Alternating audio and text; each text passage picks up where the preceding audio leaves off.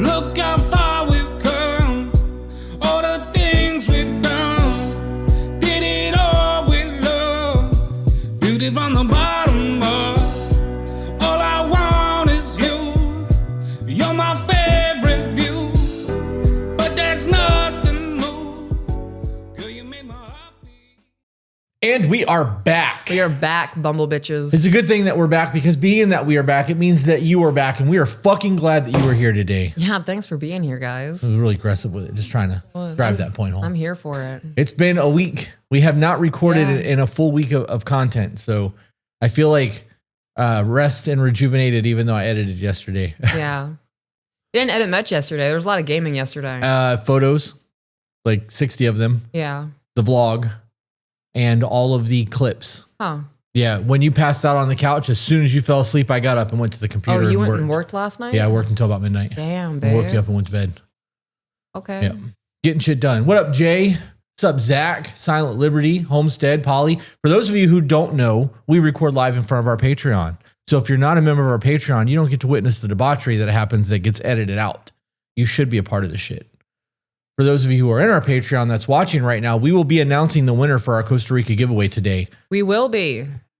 How exciting. Yeah. All right, guys, as you know, there was a TikTok scare. We lost the app for a whole 12 hours, and we have no idea what the future of the app looks like. And with that, we are very concerned about the loss of our following. We have amassed almost 3 million followers across that platform with all 4 of our accounts. And we are trying to push people to other social media platforms so that in the event that anything happens on one app, we have multiple other backup plans. If you want to make sure that you're not missing any content, we highly recommend that you check out our Patreon. On Patreon, we have multiple tiers to choose from. Starting at $10, you begin to receive exclusive content. At $15 a month, you get access to our private Discord server where we've amassed an absolutely amazing community of supportive people. And beyond that, we have other tiers to check out, along with my 2 private women's group, if that's something you may be interested in.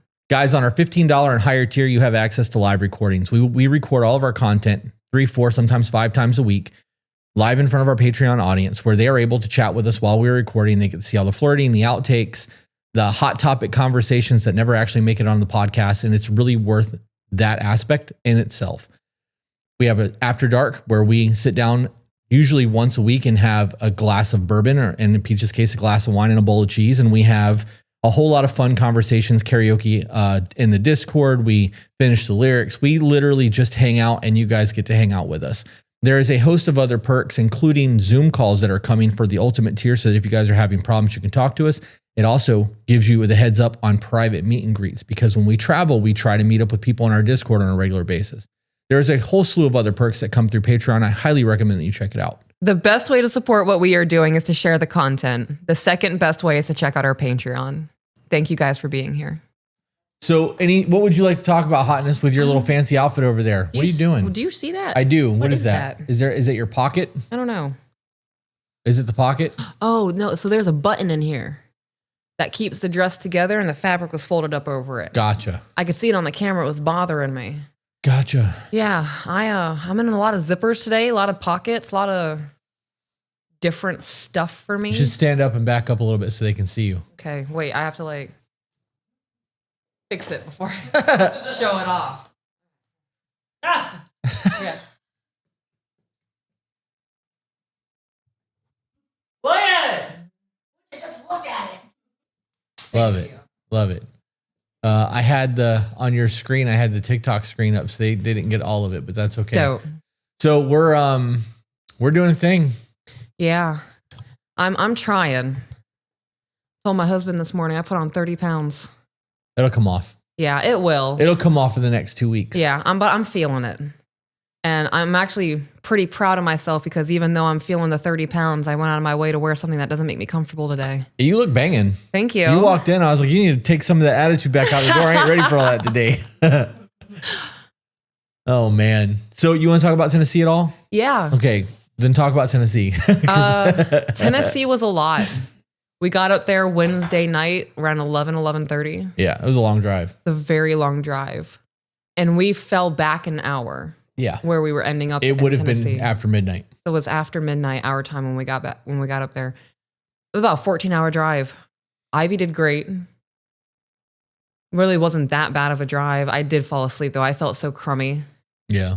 I woke up and I was like, no, I left him alone. That's okay. The last stretch. I didn't get really tired. Good. It was a good drive. Taking 65 instead of 75 was nice because it gave me new shit to look at. It wasn't boring. That's good. Having the dog made it so that we were forced to take rests longer than just getting gas. Yeah. Which made the drive more enjoyable. Yeah. I've always just been like, get there. Right. And I didn't feel that way. I set the cruise control and just fucked around the whole time. It was a good drive. It was a really good drive.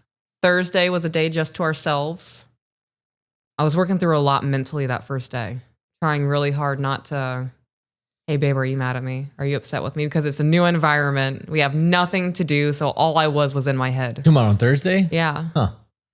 We took pictures Thursday. It didn't bleed out, did it? No, I didn't even notice. We took pictures Thursday and I lit a fire for you. Yeah.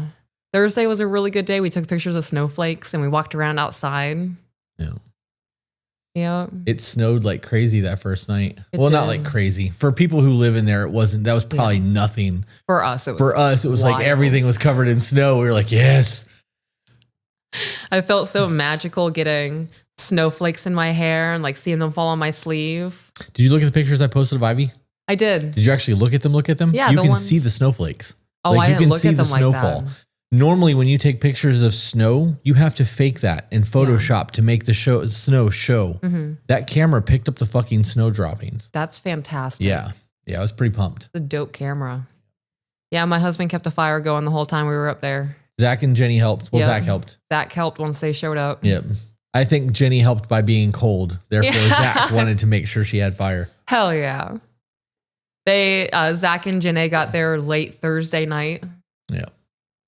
I was asleep on the couch by the time they showed up. I was not welcoming. Hey guys, glad you're here. I'm going to bed.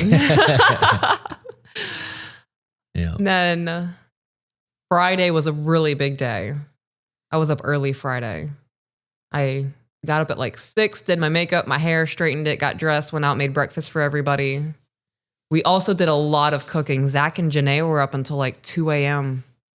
making finger foods for the meet and greet Friday. I'm not going to lie. I love their company, but the fact that they cook the entire time that they're there is one of my favorite things. I appreciate it too. It's good. It is really good. And I don't there's no like, well, what do you guys want to eat? Like they just do it. And then it tastes great. And I'm like, this is amazing. Yep. Yeah. Friday was biscuits and gravy. I made that Friday morning. And bacon. Made some bacon. Okay, so let's skip forward a little bit. Okay. What did you think about meeting Buff Belle? I wasn't really expecting anything. I've stopped having expectations of meeting people and I just am excited to meet the person. And it didn't feel new. It felt like I've known her. Very easy, there was no awkwardness. There was so much goofy shit caught on video and photo as you guys were doing your things. There was a blooper reel posted. Yeah. I sent her a very small snippet that's like a 5-second clip that she posted to her Instagram or TikTok today. Mm-hmm. You guys just meshed right away. Yeah. I don't think that there was a little bit of awkwardness at the meet and greet because there's people that didn't know each other and like there are introverts that decided to come out, but even then, like as the night went on, people came out of their shell and like it. I think that every meet and greet that we're doing, we are evolving and it's making the meet and greets feel different for us. But I'm glad that you and Belle meshed the way that you did. Yeah. Very excited to have her as a friend. It was already nice, but we were still in that like courting friendship phase. I feel like the friendship is established. Yeah. And now there's no going back. You can't leave me. I don't think she's even in the chat right now. She'll see it later. The eye contact will still be very prevalent. Yeah. Well, yeah, because this is an actual episode. I believe. Oh, speaking of which, this is episode 17 of season 3, I believe. Fantastic. So got to get that in there. Yep. A whole 8 minutes into the episode. Yeah. I had my Polaroid camera for the meet and greet. That was neat. I took Polaroids with everybody who showed up. You and I took Polaroids with some people. Gave them something nice to go home with. That wasn't just a picture on their phone.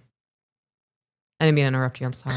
You're good. I was thinking about that Polaroid camera, and when we did our signed copies, this is vanity and ego. Yeah. And I know that, but I was thinking like with those signed copies, we could have taken Polaroids of us and sent them out with our books.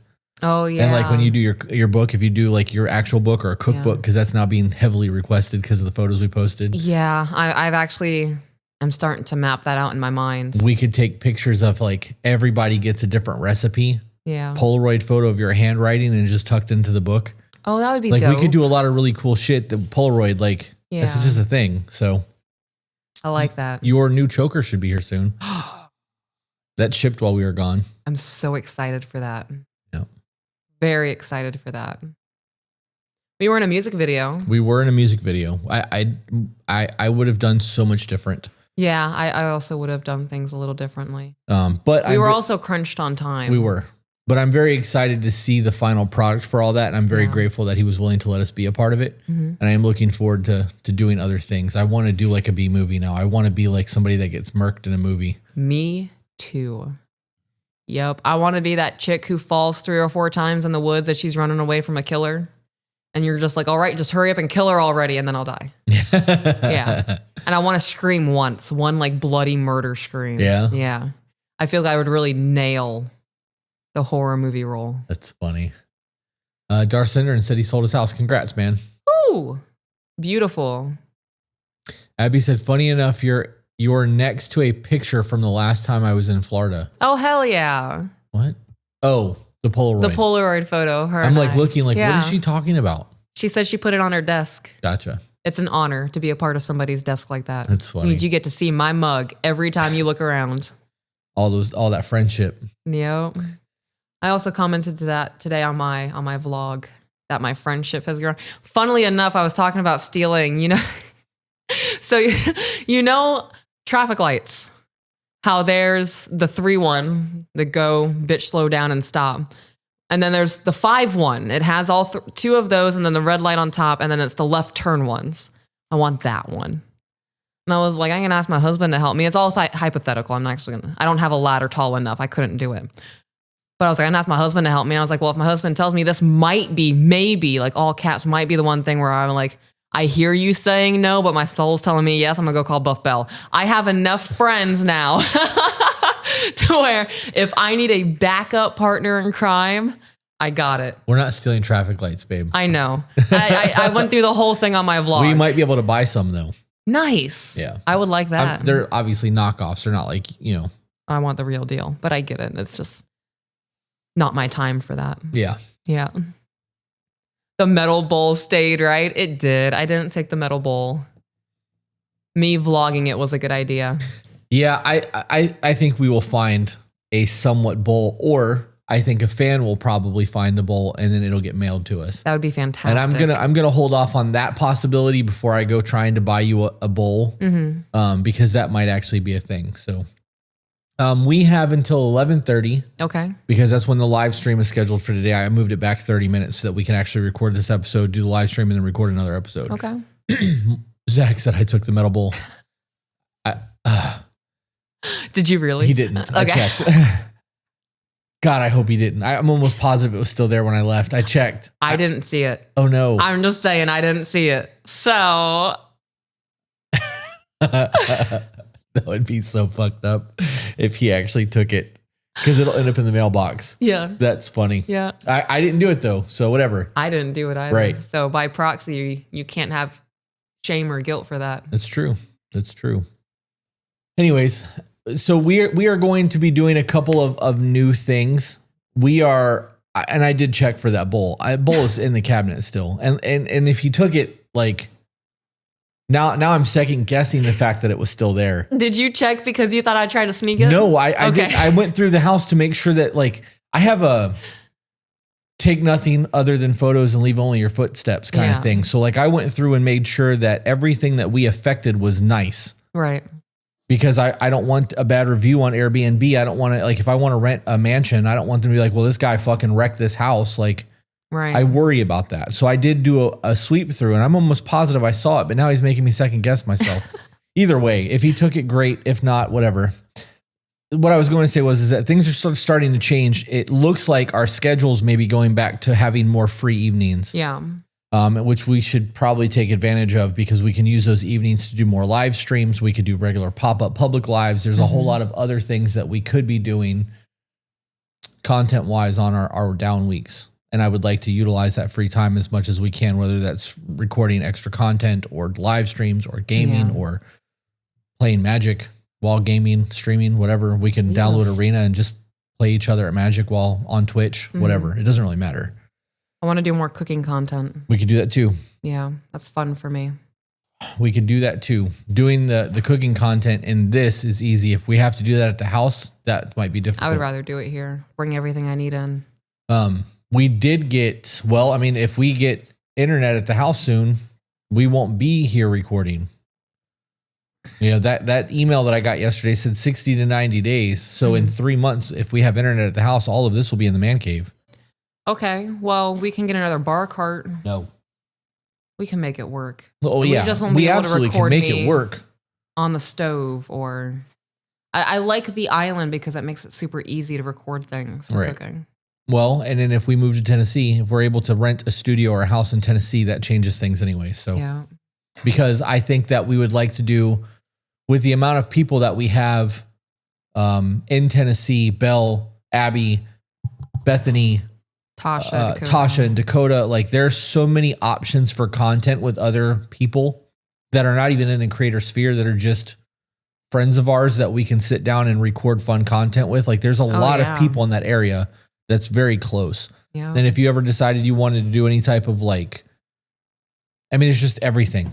Everyone that we know is within 6 hours of Tennessee. Yeah. So Zach said, how are all three dogs doing? They're doing well. Lilo is kind of a little shitty. But they're all acclimating pretty well. You should buy that house that we were at. That house is $1.4 million the last time it sold. It's on 60 acres. There's no way I'm going to be able to afford that. I would have to sell my house and use all of that as a down payment to move. And at that point, like I don't think it's worth it. I just can't, I don't see the value in it. It's a cool house.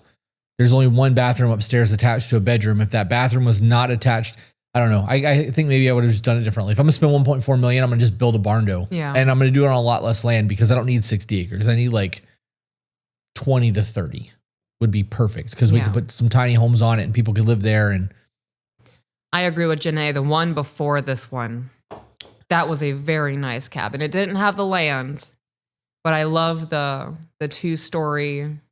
There was even a little kitchenette downstairs. Yeah. Like we could have. That would have totally been the move. Yeah. I agree. Everyone chip in. Yeah, we'll start a GoFundMe. buy To Be Better a compound.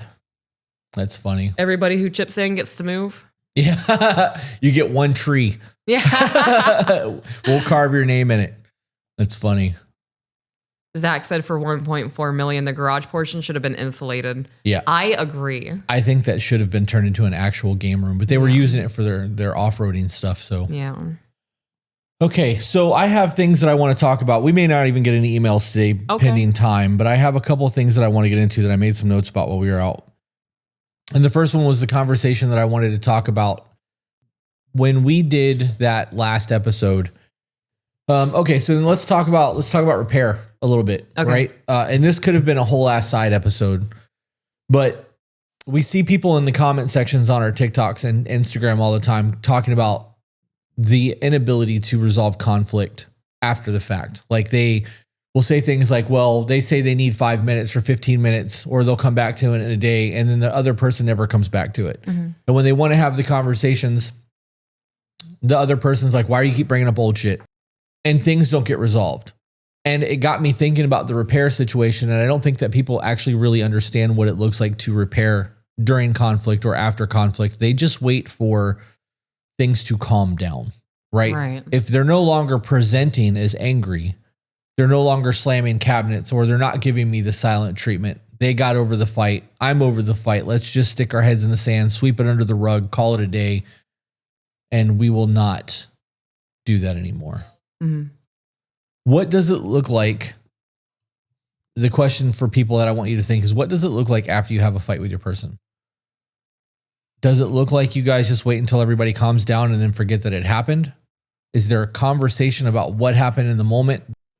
You know, a safe space, not a safe space. Does it look like a set time to have a conversation about what had happened? Like 3 days later after a fight, everything is back to normal. Is there a, hey, I know we had a tiff the other day. I would like to sit down and have a conversation about it. I'm not looking to fight. I just want to process, share my thoughts, share your thoughts about what happened and come to some sort of agreement. Like, is there nothing? And then you guys are fighting about it 6 months and a year from now. Like, what does that look like for you? And if it looks like any of those things, how long does that go on for? Does it go on for days or weeks? And what are you doing to change that? Because if you don't have conflict resolution and you're in a relationship and you're just sticking your head in the sand proverbially, you're not going to ever have any resolution. You're going to get further and further and further away from who you are as a person, and the relationship is going to degrade. That's all there is to that. So some of the things that you can do, and it starting in conflict, which is the hardest. And I'm speaking solely from my perspective. When I'm angry, I don't want to be affectionate.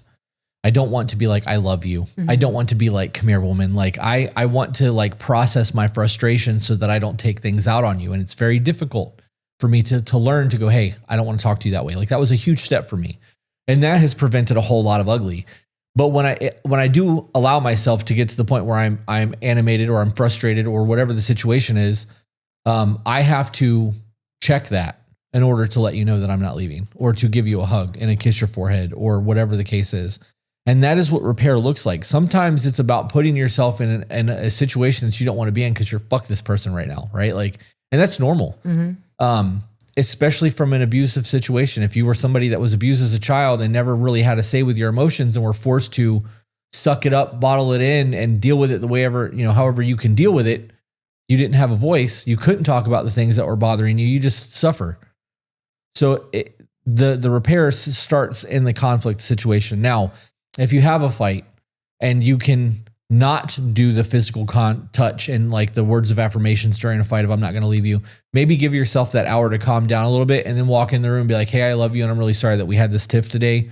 Is there anything that I can do right now for you to make your life better? What are some things that you would do if you had an hour after conflict to start to repair things? With us? Just in general. You can use us as an example. You can make up scenarios too. It doesn't matter. Say you got into a fight with Carrie. She's your friend.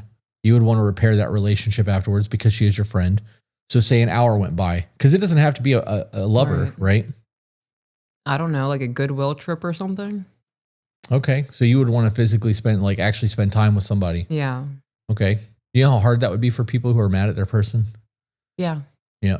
Yeah. So to force yourselves to get through that, even though you're still kind of processing and frustrated, I think that takes a lot of growth. I also have like a real life instance with us where I was like very much like, fuck him right now, but he deleted all my photos from Thailand. Oh, I know. I felt so fucking bad over that. I came out and I could tell I was very much in that fuck him mindset.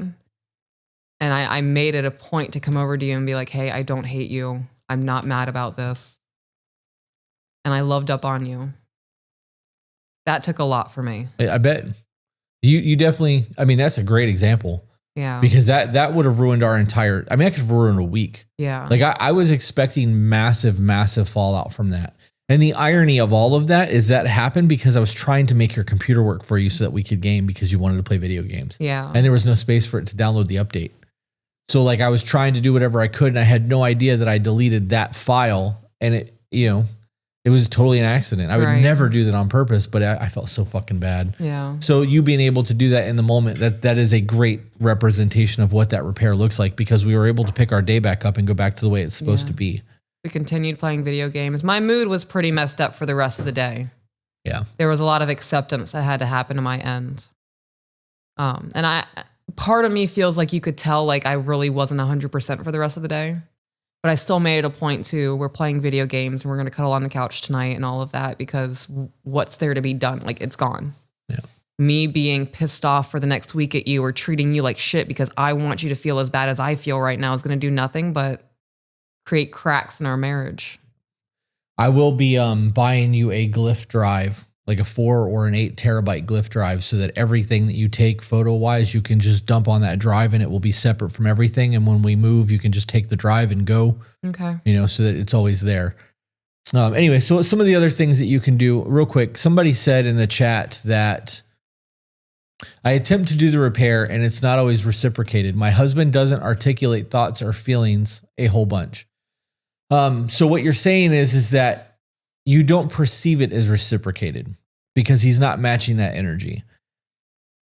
I'm not going to speak for your husband because I don't know if it's that way or not. But I know that even when I'm having those hard moments and I'm not able to match your energy, that repair still matters. Mm-hmm. So if I was really mad at you and you came up and you were like, hey, I love you, I'm not leaving, this was just a bad moment, whatever, that does start to set the tone for the healing conversation that's going to happen. So don't get discouraged. If you guys are doing it, don't get discouraged by that. Make sure that you're actually continuing to do those things. And that might be the thing that allows your husband to open up a little bit more in the future because you are trying to repair the situation. There's a difference also I would like to point out between repairing the situation and taking the blame. Yeah. I don't want you guys to just be like, hey, this is my fault. I'm sorry that I did this. It won't happen again. Like if it is your fault, take accountability, but there needs to be an understanding of why. Right? We need to be fully on board of what's going on so that we can have the conversation. So some other things that you can do are like love letters. Mm-hmm. I am a huge fan for journaling or writing. Like I'll do notepad things sometimes on my phone to like process my thoughts and get them organized to even have a conversation with you, because I'm afraid if I sit down, my conversation is going to go from 1 to 6 to 9 to 15 to Z, right? Mm-hmm. Because like that's what my brain will do. So I have to put things in order to do it. And like, I think that somebody writing a love letter after they get that frustration out could be enough. These are the reasons why I love you. And this is why I hate having these conversations with you. And even though they're hard and they're ugly, I do view these as necessary for us to grow together. And I do want to grow with you, right? Because you are repairing in that. You can do other simple things like, just having intimate conversations after the fact, like later that evening, if you fought in the morning that night, instead of bringing the fight back up, you can sit down and just have an intimate conversation about life, talk about new hobbies, new goals, new whatever. And then small things like, and I know this is cliche, but buying flowers for an apology is kind of like cheesy in my opinion, but you could do chocolates. Mm-hmm. And you could send a little note card or like an edible arrangement. Like I realize that life is bittersweet. Get it? Yeah. You can't have one without the other. Mm-hmm. The bad moments make the good ones feel as good as they do, blah, blah, blah, blah, blah. And then leave a card, date it. I love you on the bottom. So that there's a memento there because women like to keep that kind of shit. So I think these are all things that are kind of nice these are all nice things to talk about. There was another thing that I wanted to talk about, and then we can jump into emails because I have a bunch of other notes, but we have 1 hour. Do you want me to save that for another episode? That's up to you, babe. Is there any emails in the thing that you can find that are short that we can get through? And then I can talk about that while you're doing it, I guess. For you guys who are Silent said, what would that look like for the men? Can you explain what you're asking so that I can answer that question, or so that she can answer that question? While I'm waiting on all of this to pan out, I want to talk about respect. We are, my Generation X is the respect generation. You're going to respect me. Like, I'm not going to be disrespected in my house. Respect. It's a big fucking like hoopla. I think as you get a little bit older, you realize that people respecting you doesn't matter as much as you think it does when you're younger. And what I mean by that is, 18 to 30-year-old me, respect was a really big deal. I'm not going to let somebody disrespect me, especially to my face. Fuck that. I'm not a bitch, blah, blah, blah, blah, blah. And now there's a level of, you are nothing to me. So even if you were disrespectful, it doesn't really matter. And in the grand scheme of what respect looks like, what does having everyone on the planet respect you, or at least feign respect, get you long term?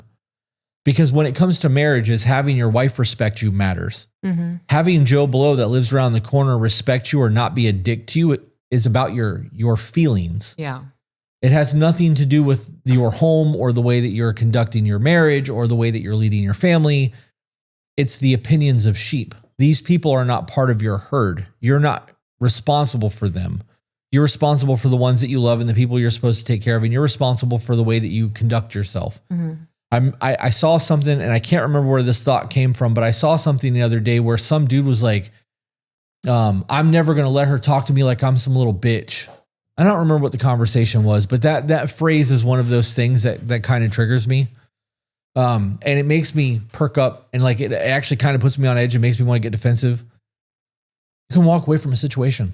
Mm-hmm. If you think somebody's treating you like a quote unquote little bitch, or you don't like the way that they're behaving and you think you deserve better, then why haven't you set the boundaries, established the standard of the people and the expectations that you're going to have in your life, and then fucking adhere and force and do those things versus getting huffy and puffy because somebody quote unquote disrespected you. Right.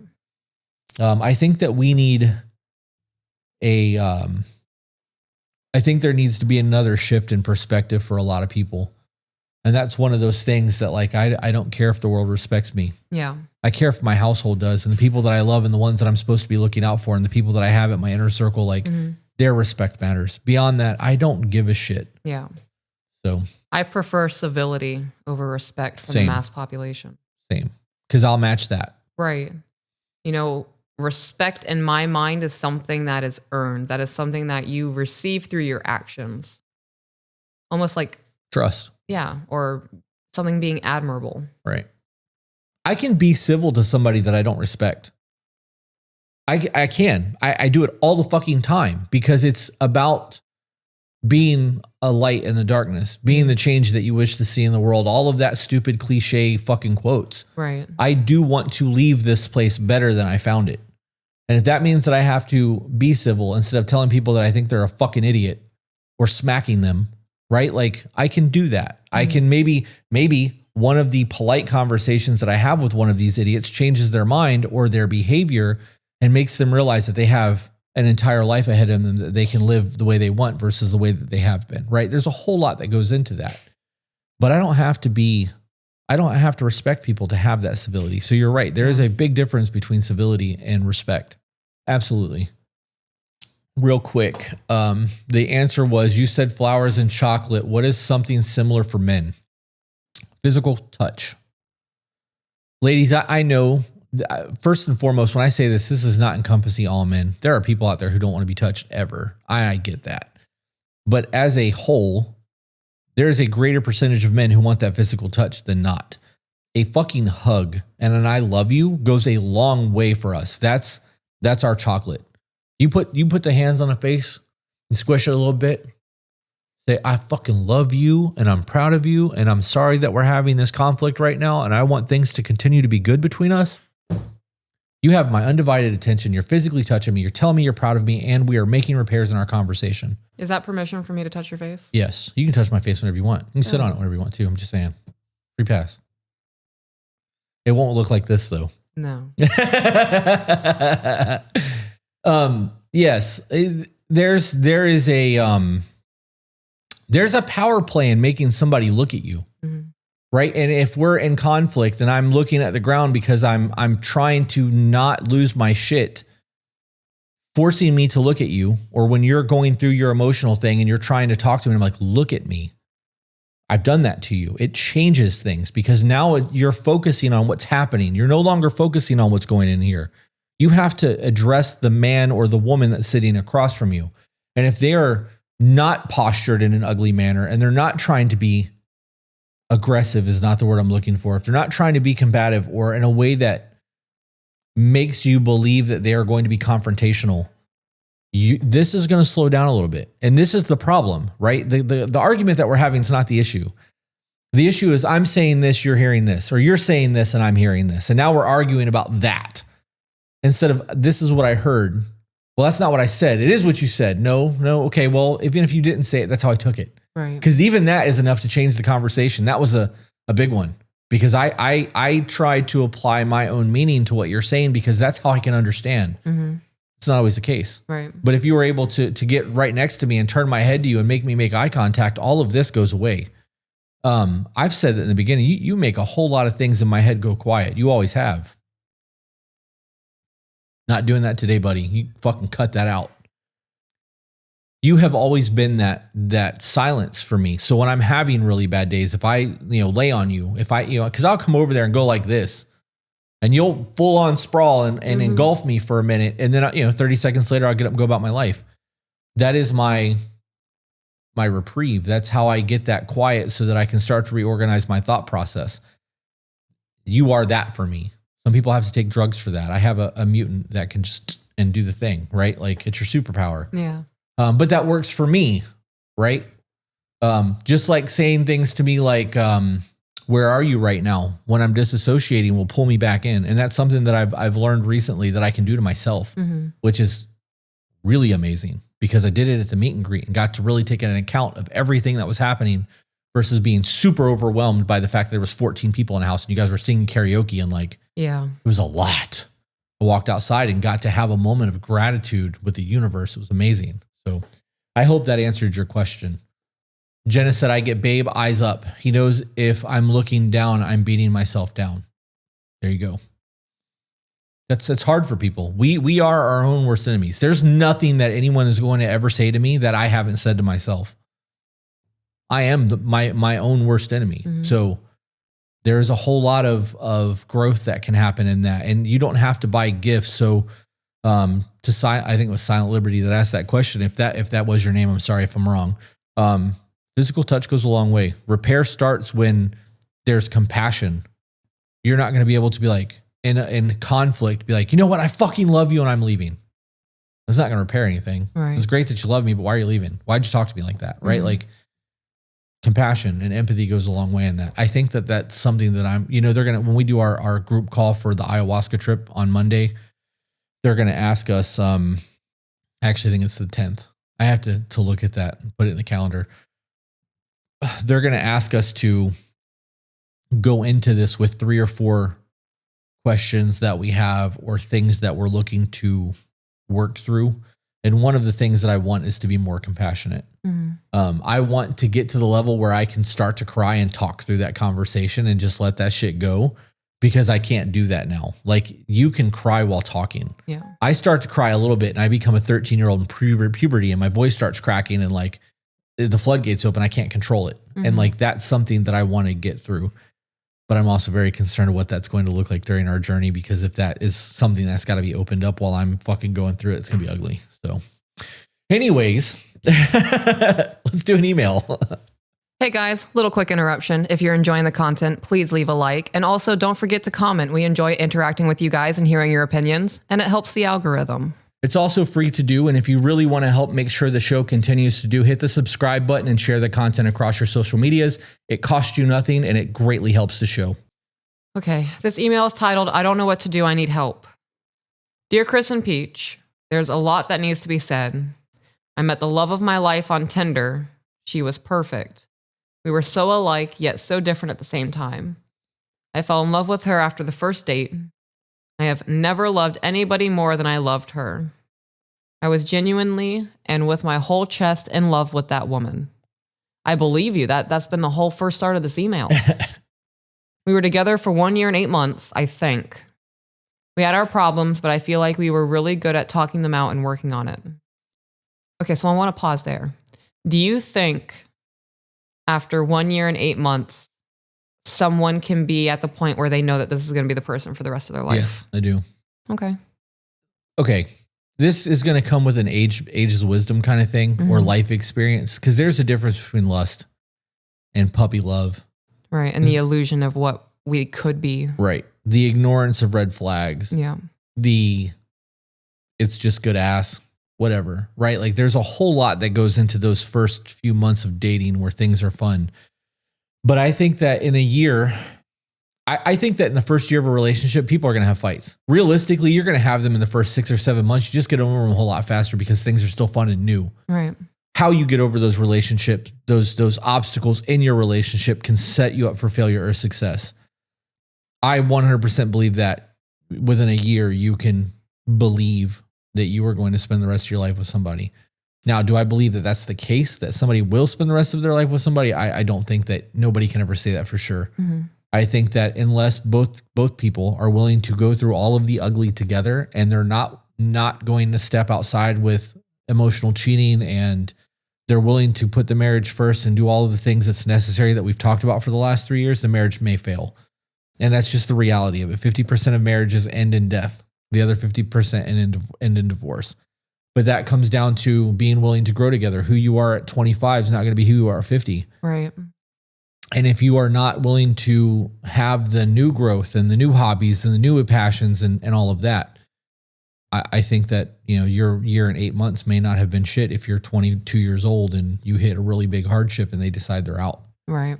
Before you move on, I want to touch on the breakup and sync. Actually, you know what? I'm going to make a note. Okay. That's a whole ass episode. I wasn't going to move on because I also have a thought. Okay. The reason I asked you that is because there are people who are in a relationship who are using that person as a bookmark. Absolutely. And yes, they are. If you're 2-3 years into a relationship and you're like, I don't know if this is what I really want. This doesn't really make me happy. This is just somebody who's here right now. Because I also believe like after a year, you can tell if you want to make it work with somebody or not. It might be time to reevaluate. What am I doing here? Am I wasting my time? Am I wasting this person's time? If you're unsure of where this is going to be in the future. Right. Hold that thought so that I don't lose this one because I want to continue that conversation. Okay.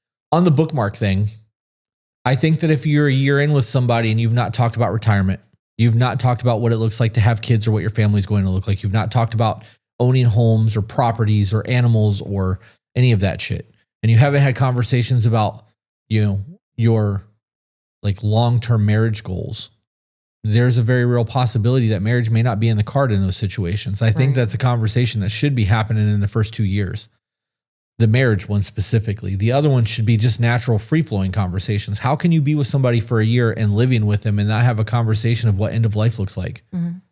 What do you want to do with yourself when you're 50? Like we talk about all the time. We want to be sitting on a porch at 80 years old drinking moonshine, fucking looking at a sunset, like, or smoking or whatever it is. I can't. The other things. Hopefully they'll be legal by then. Whatever else we could be doing. Right. Right.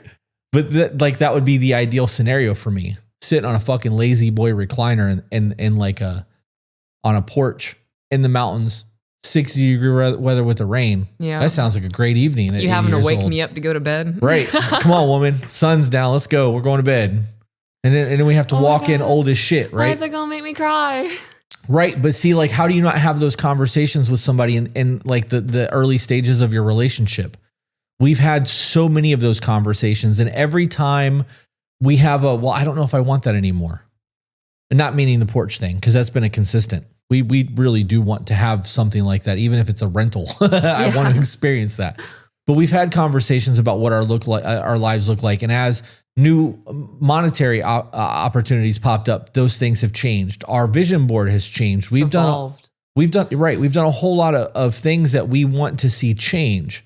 And if you're with somebody for a year and 8 months like this person is, and none of these conversations have happened, I don't think that this is your person. Right.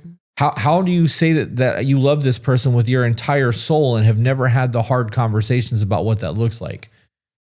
I don't want people to accept being a bookmark either. Right. The idea of just getting along because this serves you for now, you will 100% miss that opportunity to have the happiness in the life that you dream of because you are fucking around with somebody and sticking around somewhere you don't belong. Yeah, and you don't want to waste the best years of your life is not the best way to say that, but the time where you're able to do things you want to do with somebody you actually enjoy doing them with.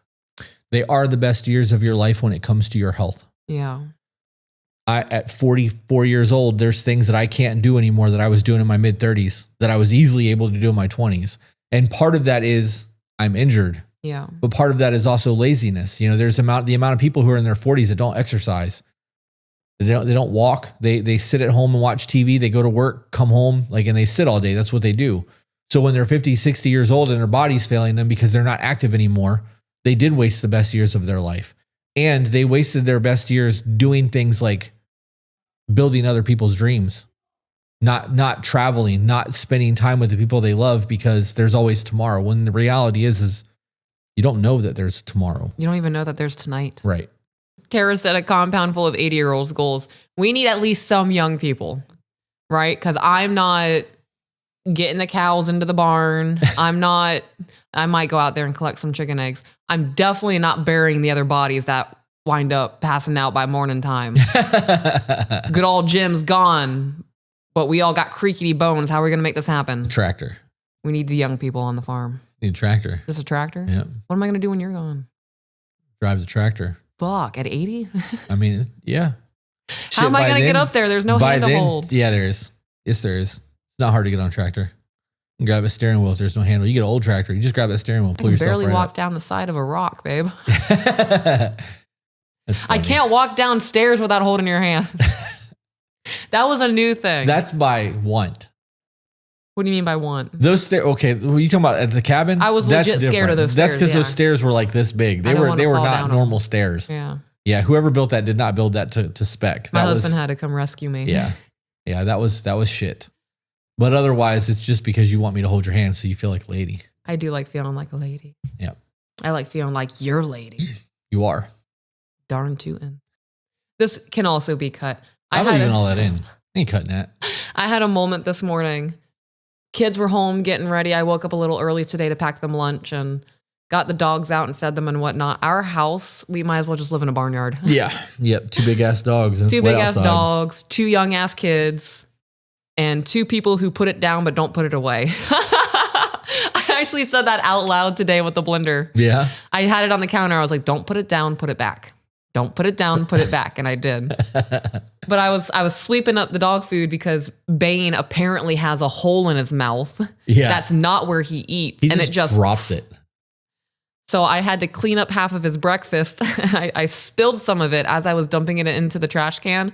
And I was like, golly gosh. And I was like, wow, I really used to be that person who was like, God damn it, motherfucker, piece of shit. Yeah. But now I have kids. Yeah. So I'm saying things like son of a candlestick maker and hot potato. Sorry, Lord. I also do that now. Gosh darn it. That's what I say now. Yeah. I even got you with that one. Is the intent still the same? Because if so, the sin is there. It's not. Okay. It's not. I'm really trying to just weed that out of me. I also don't want that bad juju. Trying to break bad habits. I am. Okay. If someone says it around me, I say gosh darn it 5 times in my head just so the Lord knows I'm not playing. That's funny. Continuing on in the email. Oh no. We broke up about 2 weeks ago from today's date. I have no idea how old this email is. This is from October. Okay. So like 5 months ago. I hope you're doing better. Sorry we got to this so late. It'll help other people. Yeah. I'm having a hard time moving on. I honestly don't know what I don't want to. Honestly, I don't want to.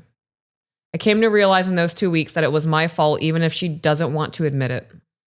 I'm in the mindset that it takes 2 people for a relationship to fail, unless one person is an abusive piece of shit. Right.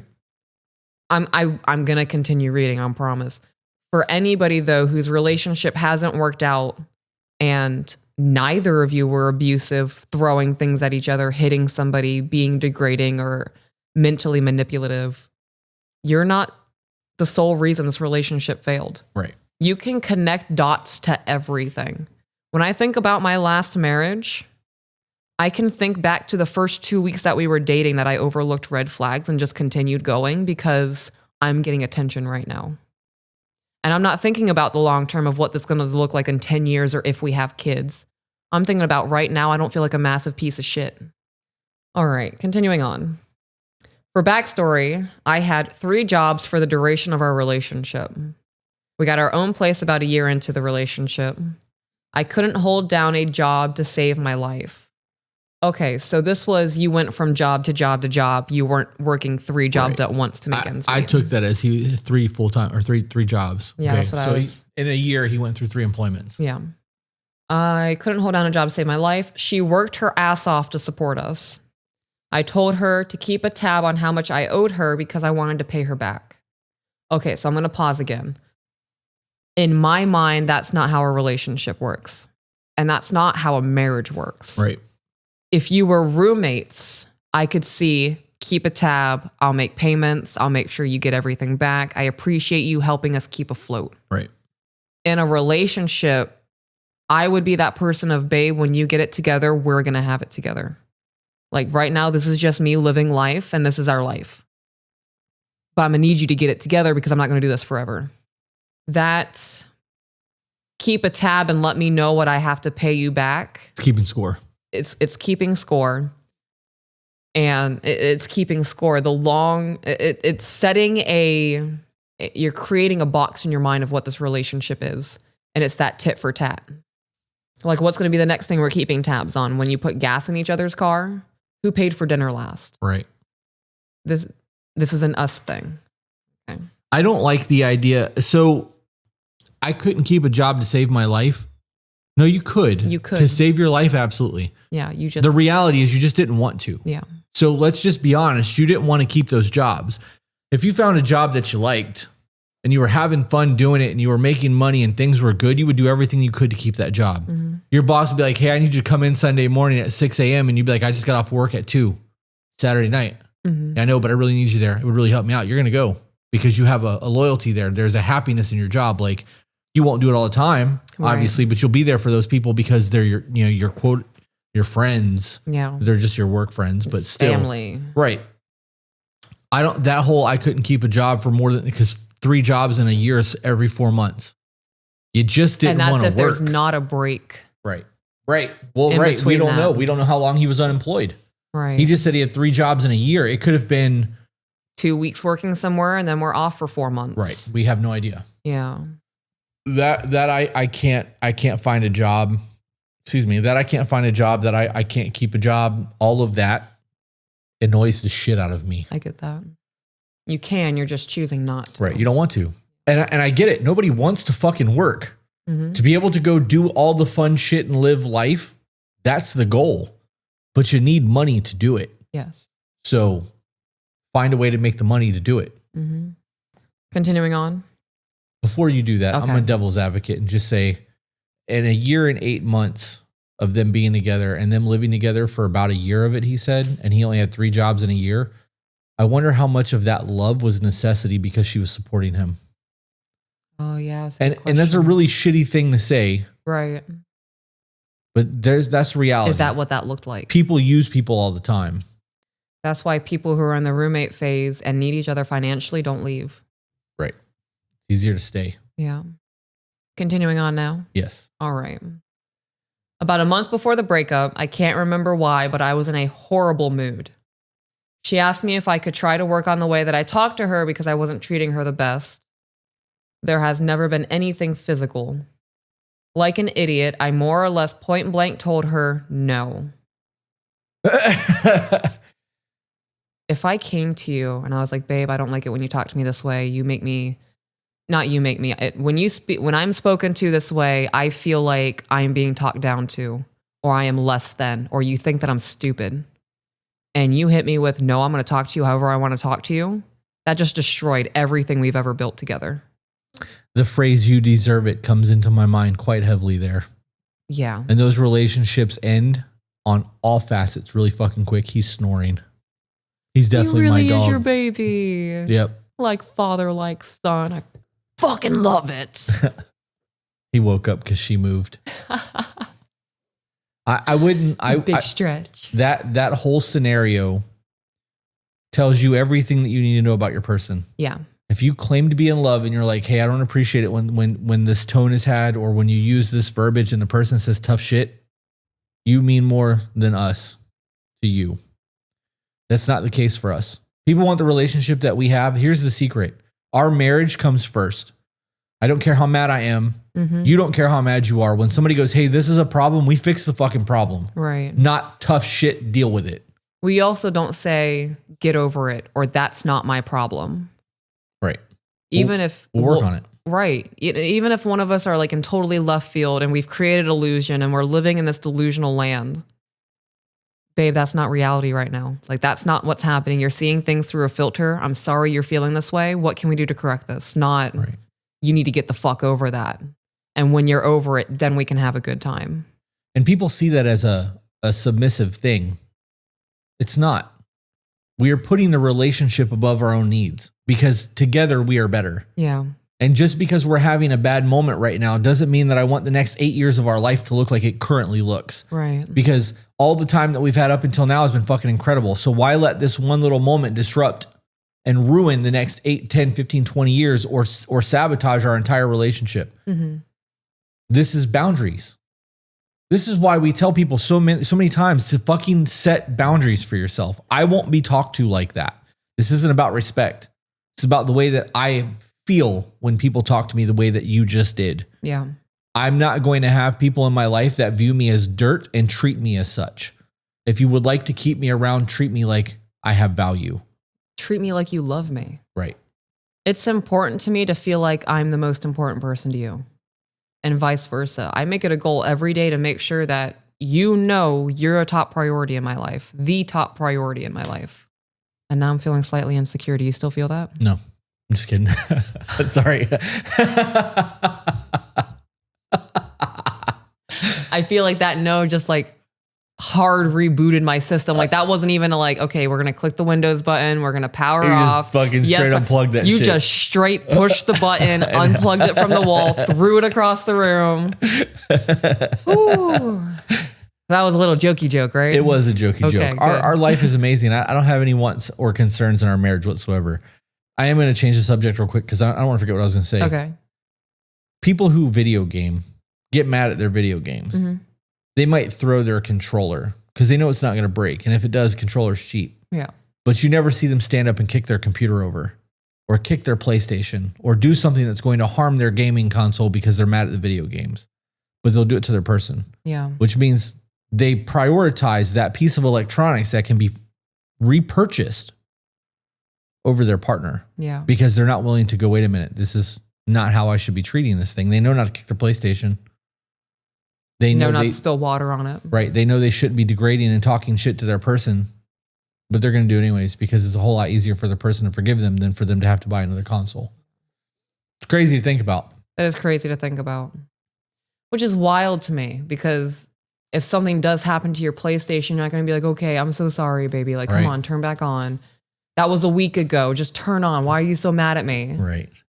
Go buy a new PlayStation. Take it to the Geek Squad. Get it fixed. It is so much harder to regain trust or reestablish trust or loyalty. Anything really in a relationship. Once you put the nail in the post, the hole is still there even once the nail's removed. That's it. Okay. That's it. I really just shortened my whole little TISM speech. You did great though. It got the fucking point across. Thank you. Fantastic. I also want to touch on, because earlier in this email, I said it typically takes two people for a relationship to go sour. Yeah. And in that situation, that's him being the way he is and her accepting it. Yeah. Relationship soured now. Right. Okay. Fantastic. How much longer we got? We got a page and a half. Okay, good. Because we got 30 minutes till the next live. Continuing on, as my birthday approached, our relationship was up and down. I could feel her pulling away. I had just recently gotten a new job, but one of my coworkers was cheating on his girlfriend, and I am not okay with that at all. Pause. That's bullshit. That's bullshit. What do you mean? You got a new job. Your coworker doing anything that your coworker's doing in his personal life is none of your fucking business. Yeah. Go to work, do your job, collect your paycheck, and go home. Yeah. Then while you're at home, fix your relationship, build a business, and start working on your financial freedom, because right now you're building someone else's dream. Yeah. Whatever's coming next is a bullshit fucking statement that he's trying to justify the reason why he's no longer at that job watch. That's exactly what it is. That's the next sentence. Yeah. Yep. I'm not okay with that at all. I couldn't go to the manager because it was her kid. Without going into too much detail, I put in my 2 weeks and reassured my ex that I will not be jobless for long. I would lose my fucking mind. Right. You quit your job because your coworker's relationship is not okay? Yep. And didn't have another job lined up. After having 3 jobs in a year. I would have lost it. I would have too. Absolutely lost it. That situation has nothing to do with you. I view that as a temper tantrum. It is. It's not. It's really not when you think about it. He doesn't want to work. Right. And she's willing to support him. I'm getting very agitated and animated. Get it. In my last marriage, the amount of jobs that were quit without telling me and lying about it and dressing up like you're going to work just to find out you're going to somebody's house for the next 8 hours, acting like you're going to work. I take that shit. Like it hits that raw nerve. I bet it does. That would have pack your shit and get out. Oh my goodness. And that could be an overreaction because of my past experience and the lens that I have. That really just made me mad. I need to take some deep breaths. Good for her though. Good for her. Yeah. Because she's like, you know what? This is not the type of man I want in my life and I'm leaving. He took advantage. So this is the reality of the situation. She was willing to support him. Mm-hmm. She did, even though he was like, keep a tab. That's lip service. Yeah. Because if you don't have a job, you can't pay that money back anyways. So you owing somebody money doesn't mean shit if you don't have the means to fucking pay them. Your good intent means nothing if Right. the actions aren't there. Right. Your word means nothing if you don't have the shit to back it up. So that's all there is to that. He had a woman who was willing to support him. Yeah. Which allowed him to not work for a long time, let him take advantage of other people's shit and complain about relationships and not have to worry about doing the things that he needs to do as a man. And she said, you know what? This is little boy behavior. This isn't going to work for me. I'm out. Deuces. Right. This is acceptable behavior, in my opinion. And within the first 2 years, it's the perfect time. You got your little 1 year subscription in, and then you got past the red flag, rose-colored glasses phase. Yeah. Now we're seeing the real things for what they are. And within the first 2 years of a situation, you realize this isn't the one for you, and you deuce out. Like, good. Right. Good. That woman has a good work ethic, a good heart. Is not keeping score. From what he said, that's the perception that that's the way that I'm perceiving the situation.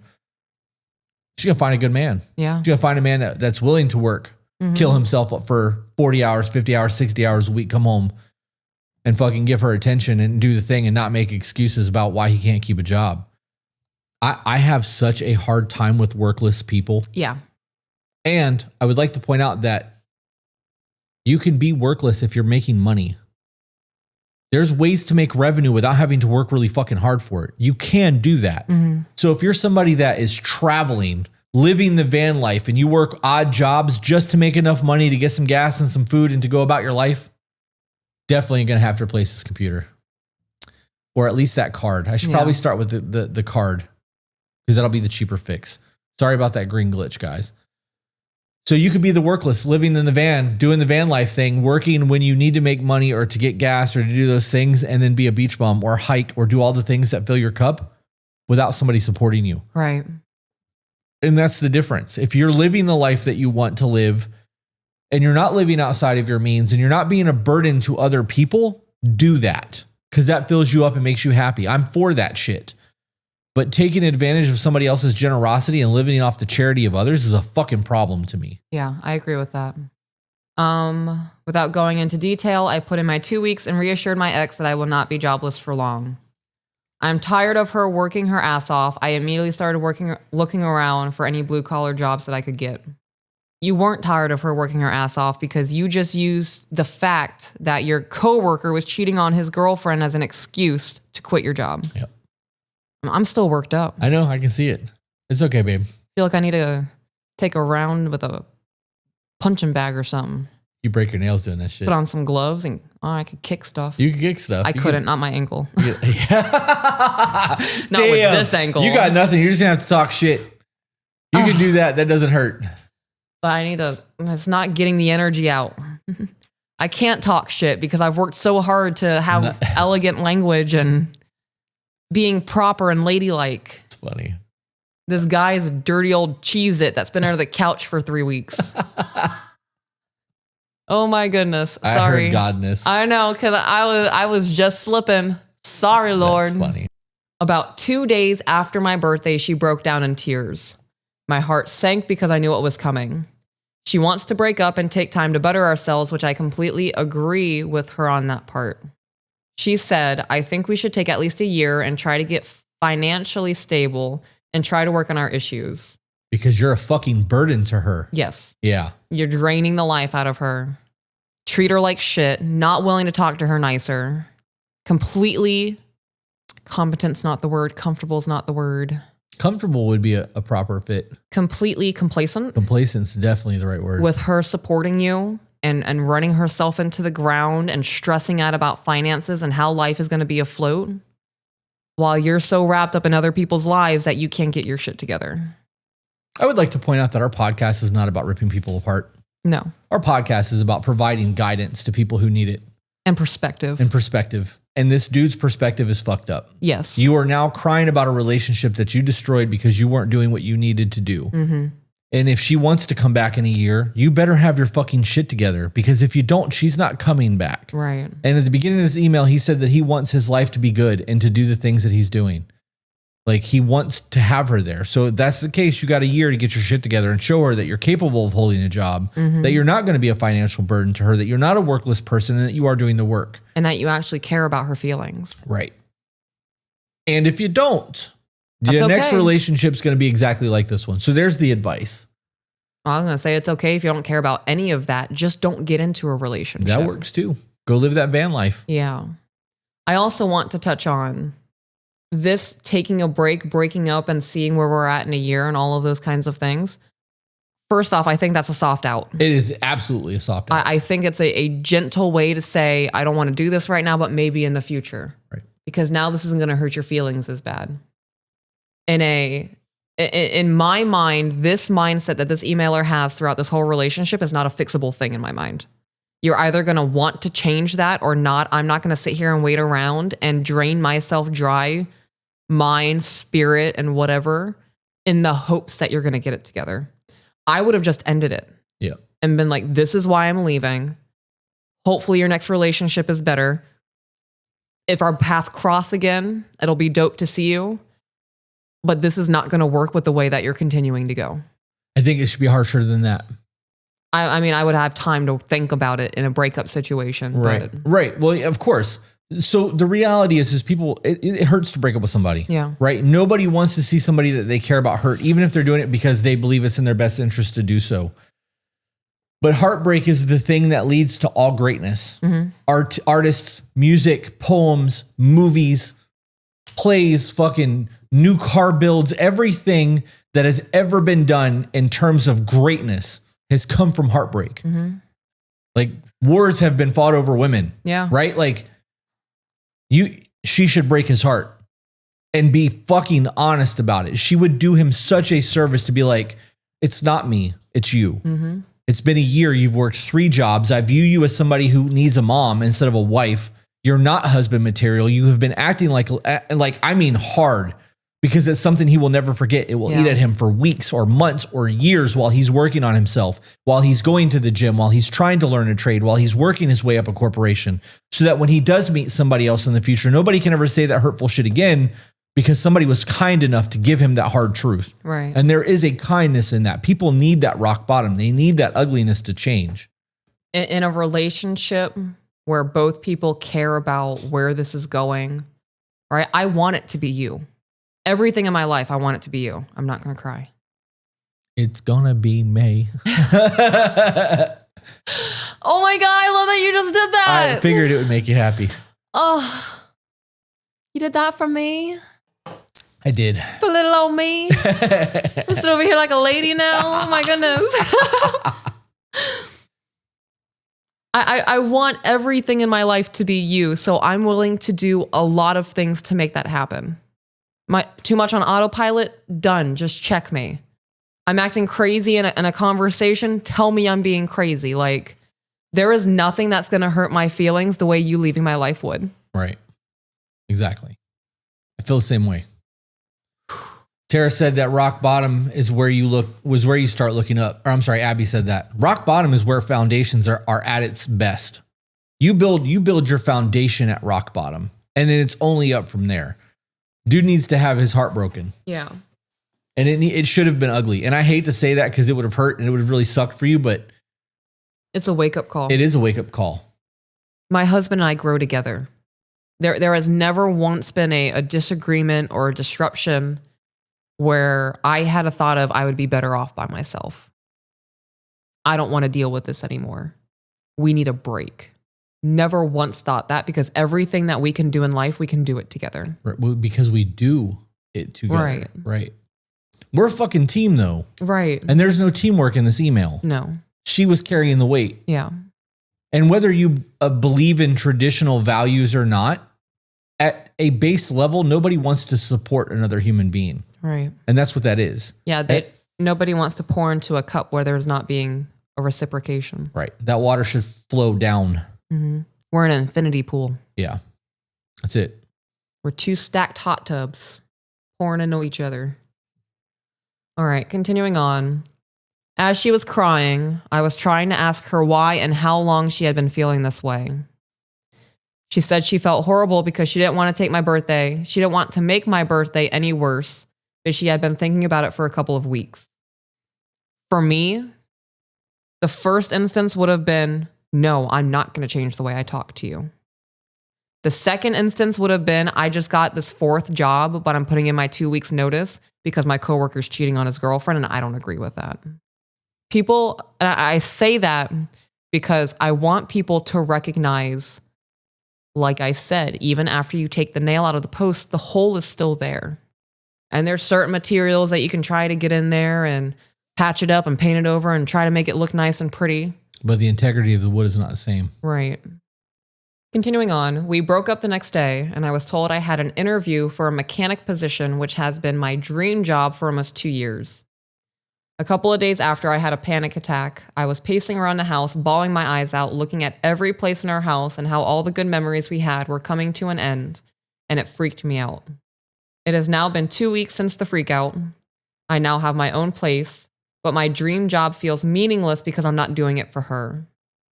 I really do like my job, and I'm trying my best to save money and prove to her that I'm genuinely am trying to better myself for her. She's on my mind 24/7. My buddy peer pressured me into downloading Tinder. It's been 2 weeks. Right. This is also too little too late. Yeah. You knew you weren't doing enough because you saw it coming. Mm-hmm. He knew it. He knew the moment she was like, we need to talk, that this was over. He said it. You knew this was coming. Yeah. So it's too little too late. You don't try to fix the bridge after the motherfucker's been burned. When you notice that the structural integrity of the bridge is fucked up, you stop and repair the bridge. Yeah. Not pile a whole bunch of shit on it and be like, oh my God, I can't believe this failed. I wonder what happened. Huh. Crazy that this thing caught on fire while I was out at the lake house ignoring it. Yeah. What is that thing that they do in fire country? They dig ditches. They dig lines. They dig lines. Yeah. Because they anticipate the fire coming and they want to preserve whatever they can. So they're being proactive in trying to resolve I'm fucking short circuiting. You guys get it. Yeah. Continuing on. Okay. Downloaded Tinder. I got a match. We talked a little. And then she asked me what I was looking for. I said I didn't know because of stuff that just happened. She proceeded to ask what I wanted, but the only thing I could think of was I want my girlfriend back. I have never in my entire life wanted to marry anyone, but her, I wanted to grow old and watch the sunset with her. I wanted to work myself to the grave to give her the life she deserved. But you didn't.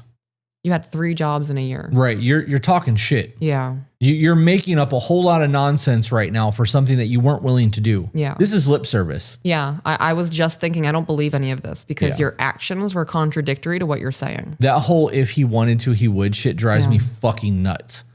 But the reality of it is if you wanted to provide that life for that woman and you truly believed all the shit you're talking right now, you would have worked that entire year. You would have minded your business about your coworker cheating. Right. You would have done everything that you could have done to make sure that you maintained a relationship with this chick instead of putting yourself in the position that you're in. I would also, somebody else just said it and I was about to get into it, but I would also like to point out that he blamed his friend for downloading Tinder because of the peer pressure. He has zero accountability. I was going to touch on that, but I was going to finish the email. Okay. Yeah, let's finish. But since we're here, okay. No, I'm just going to touch on it. I don't get peer pressure into shit in my life. Either I want to do it or I don't want to do it. Right. It's not peer pressure. It's just your turn.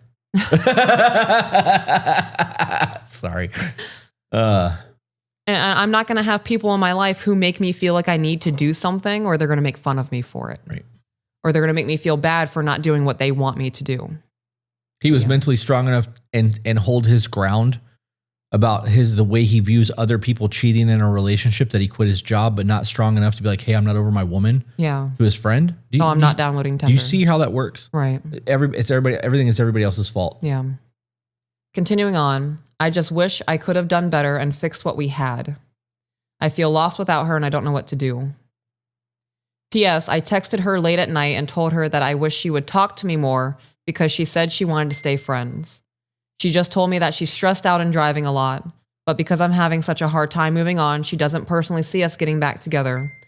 And I just broke down in tears because that's the only thing that I want. So it was a soft out for her. That's exactly what it was. That was a soft out. She was trying to land it gentle so you didn't have a massive freak out. was able to get away and then say, look, this is just not what I want in life. So in some situations, the soft out is necessary for survival. Yeah. If she was able to leave safely, I can understand if there was a fear there. What if what if he hits me? What if he burns the house down? What if he doesn't let me get my things, right? Like there's fear in that. I still stand by what I said earlier in that she should have made this as ugly as possible to like fucking really cement in his head what his problems are. And it should have been 100%. This is you. This is your fault. You did all of this. And it's led me to the point where I don't want to be with you anymore because of your actions. Yes. Also, staying friends, you're no longer going to be the person in her life that she's going to go to about everything. My friends hear from me every 3 to 4 business days. No, they don't. Sometimes. Okay. Right? Sometimes it's much longer. Sometimes it is much longer. I do have about three messages that have been sitting in my inbox for about a month now. Yeah. Right? And it's just because those relationships I have a lot of relationships in my life. And some of those relationships are more integral to having constant communication than just how's the weather where you're at. Right. You guys broke up. You're not going to receive a text message every day. You're not going to receive multiple text messages every day where you're sitting down for an hour conversing back and forth and that's all you do. Right. Continuing on. Yeah. Are we almost done? Yeah, last 2 sentences. Okay. I don't want to find another person. I want her and only her. What should I do? Take this relationship as a learning lesson and recognize that you can't treat people the way that you treated her in your relationship. And just because you want somebody in your life doesn't mean that they're going to be in your life. And the way that you treat them is going to reflect on how much they want to be there for you. And be a man. Be a woman. I don't know if this is a same-sex relationship. Either way, be an adult. And recognize that the things going on in other people's lives, especially at work, has nothing to do with you. You showing up is about you getting a paycheck to go home and feed your family. Not about you, well, if I work with them, that means that I'm supporting what they're doing. Yep. I think that if he really wants to try to get this woman back, that he needs to spend the next year or two really like building his life and becoming the man that she needs him to be, and hope to God that she didn't find a man to replace him already.